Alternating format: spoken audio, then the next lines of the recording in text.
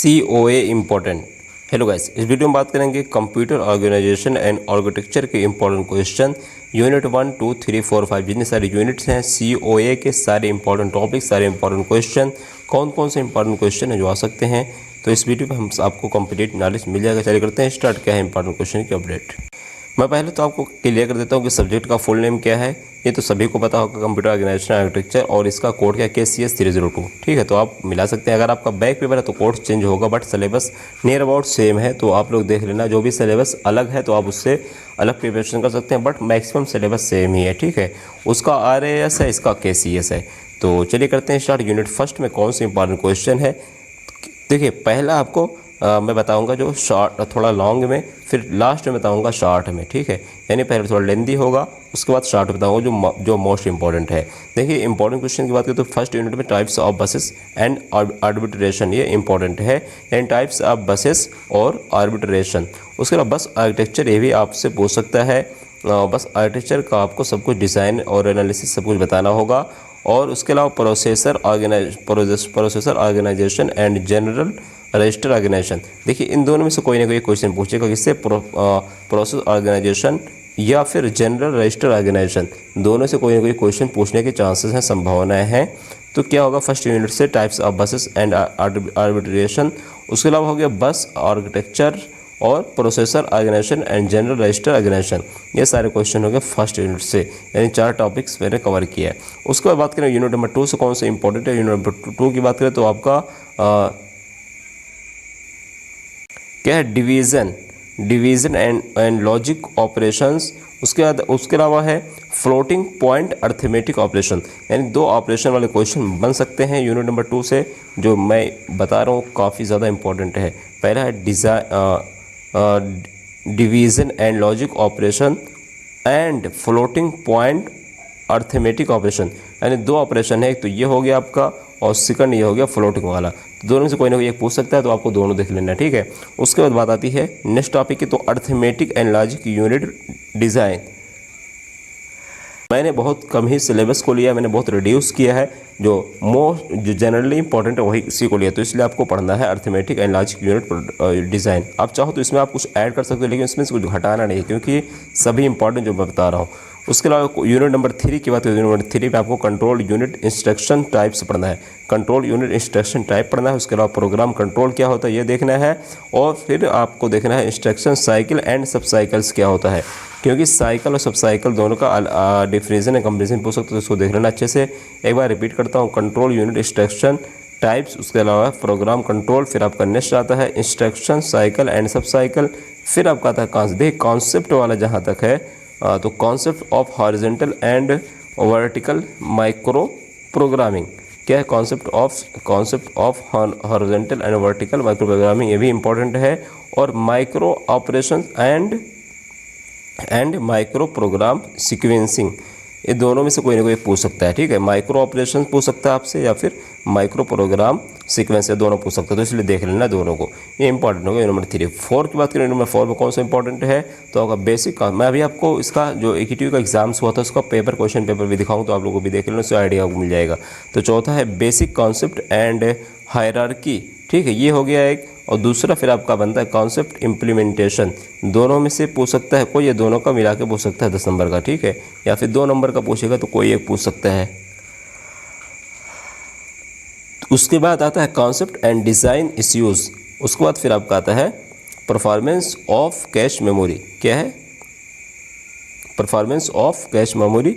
और देखो, ये है ऑप्शनल, मैंने इसको इसलिए लिख दिया है क्योंकि 2D एंड 2D वाली जो मेमोरी है, क्योंकि ये आपसे पूछ सकता है, बट उतना चांसेस तो नहीं, तो इसलिए 2D वगैरह देख लेना क्या होता है मेमोरी। ठीक है, लेकिन ये आपको पढ़ना basic concept and hierarchy and concept implementation, concept of design issues and performance of cache memory, ये आपको कम से कम देखे जाना है।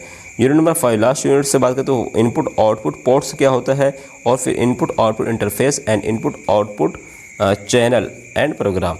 अब देखो, इनपुट आउटपुट के 3 से 4 क्वेश्चन है, जिनमें से कोई ना कोई एक पूछ सकता है। इनपुट आउटपुट पोर्ट्स पूछ सकता है, या फिर इनपुट इंटरफेस पूछ सकता है, या फिर इनपुट आउटपुट चैनल प्रोग्राम पूछ सकता है। ठीक है, देख लेना आप लोग। फिर आपका आता है interrupt initiated input output and DMA। क्या है, interrupt initiated input output and DM मतलब होता है डायरेक्ट एक्सेस मेमोरी, ये भी इंपॉर्टेंट डीएम में पूछ सकता है आपसे, ठीक है। और सिंक्रोनाइजेशन एंड असिंक्रोनाइजेशन कम्युनिकेशन कहता है। सिंक्रोनाइजेशन एंड असिंक्रोनाइजेशन कम्युनिकेशन क्या होता है, एंड सिंक्रोनाइज और असिंक्रोनाइज कम्युनिकेशन भी आपसे पूछ सकता है, या फिर उसका अंतर पूछ सकता है, तो आप लोग ये देख लेना। उसके बाद अदर की बात करें, अभी मैं आपको लास्ट में शॉर्ट में बताऊंगा, फिर आपको क्वेश्चन पेपर दिखाऊंगा। अब देखिए अदर जो क्वेश्चन इंपॉर्टेंट, अगर आपने सब कुछ पढ़ लिया तभी आप इस पे आना, अदरवाइज इसको छोड़ सकते हैं। मैं इसलिए ताकि आपका टाइम खराब ना हो, क्योंकि ये लंबे क्वेश्चन है, लॉन्ग क्वेश्चन समय लग सकता है और 10 नंबर के आएंगे अगर आएंगे तो। 4 क्वेश्चन मैंने नोट आउट किया जो इंपॉर्टेंट है, आ सकते हैं। जैसे पूछ सकता है basic structure and operation of a digital computer system. क्या है, basic structure and operation of a digital computer system. दूसरा आपका analysis of the design of arithmetic and logic operations. फिर तीसरा आपका implement of control unit technique and the concept of pipelining, यानी pipelining का concept क्या होता है और implement of control unit technique क्या होती है। फिर आपका लास्ट है different ways of communicating with input output devices and standard input output interface. मैं रिपीट कर देता हूँ अदर वाले, क्योंकि इसमें आपको हो सकता है कन्फ्यूजिंग हो जाए। देखिए अदर वाले क्वेश्चन जहाँ तक 4 क्वेश्चन है, इसमें से पहला है आपका basic structure and operation of a digital computer system. दूसरा analysis of the design of arithmetic and logic operation. तीसरा है implement of control unit technique for the concept of the pipelining. फिर last different ways communicating with input output device standard input output interface. अब ये सारे question important बात आती है last में, कौन से मोस्ट इंपॉर्टेंट है। देखिए यूनिट 1 में तो आप यार कुछ नहीं छोड़ सकते हैं, क्योंकि आपको सब कुछ पढ़ना है। लेकिन यूनिट 2 की बात करें तो उसमें भी सभी इंपॉर्टेंट हैं। और अगर बात करें थर्ड की, तो यूनिट 3 में आप कुछ छोड़ सकते हैं, जैसे कि ये तो इंपॉर्टेंट है, कंट्रोल यूनिट ये इंपॉर्टेंट है, प्रोग्राम कंट्रोल इंपॉर्टेंट है। और उसके बाद आपका कॉन्सेप्ट ऑफ हॉरिजॉन्टल, ये वाला आप चाहो तो आप छोड़ सकते हो, इसके आने के चांसेस उतने ज़्यादा नहीं, बट ये फिर भी इंपॉर्टेंट है ही, तो आप इसको छोड़ सकते हो। और माइक्रो ऑपरेशंस और माइक्रो प्रोग्राम सीक्वेंस ये देख लेना इंपॉर्टेंट है। उसके बाद चौथी यूनिट में आपका बात basic concept and hierarchy concept implementation, ये दोनों को आने के चांसेस है, लेकिन ये 2D और 1D वाला आप इसको छोड़ सकते हो। और इसी तरह 5वें में आप क्या है, input output ports, input output interface, और ये। और उसके अलावा अगर बात करें, देखो सिंक्रोनाइजेशन और सिंक्रोनाइज, ये भी आप इसको छोड़ सकते हो, लीव कर सकते हो, क्योंकि इसके आने के चांसेस ज़्यादा नहीं कराएगा, तो आपको मैं ऑलरेडी बता ही चुका हूँ। और कोई डाउट हम कमेंट कर पूछ सकते हैं। बात करते हैं क्वेश्चन पेपर कैसा आता है KTU का। देखिए आपको मेरे स्क्रीन में दिख रहा होगा, ये 2020 का पेपर है, ठीक है। यहाँ पे क्या लिखा है, सब्जेक्ट कोड थोड़ा आप इसको देख लेना, ठीक है। RCS करके 302 है, तो दूसरा बदलाव तो नहीं कर सकते, लेकिन थोड़ा सिलेबस इसका अलग है। तो क्या हो गया, पहले यहाँ पे क्वेश्चन वगैरह देख सकते हैं। Different speed up performance loss, उस तरीके से डिफरेंट लीनियर वगैरह सब कुछ पूछा है। तो लीनियर नॉन लीनियर आपसे पूछा है पाइपलाइनिंग में, तो एक क्वेश्चन इसमें KTU का रिपीट नहीं, जैसे जो पूछा इस बार हो सकता है अगली बार ना पूछे। इस तरीके से सेक्शन A वाले के बाद सेक्शन B वाला भी क्वेश्चन है। इसमें IEEE स्टैंडर्ड पूछा। देखो IEEE स्टैंडर्ड मैंने छोड़ दिया, आप चाहे तो इसको पढ़ सकते हो, बट एक बार देख लेना, 2-3 पॉइंट हो सकता है पूछ ले, तो आप इसको लिख सकते हो।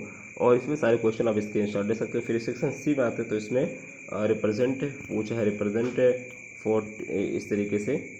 और अगर बात करें नेक्स्ट क्वेश्चन क्या है, तो नेक्स्ट क्वेश्चन आपसे यहाँ पे बाइनरी एडबिट वगैरह दिया है, ठीक है, और जो कि न्यूमेरिकल है। लास्ट वाला जो क्वेश्चन जहाँ तक यहाँ पे आपको दिख रहा होगा, यहाँ पे attempt any part of the following, यानी कोई एक करना होता है, तो इसमें से आपको क्या करना है।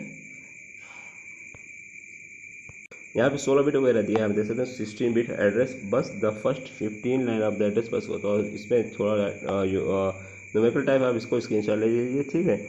और अगर बात करें लास्ट वाला जो क्वेश्चन है, तो explain and classify the earth classification, यानी कि आपसे ये भी पूछ सकता है। कहने का मतलब ये है, जो सारे क्वेश्चन हैं आप इसको देख लीजिए, स्क्रीनशॉट ले लीजिए।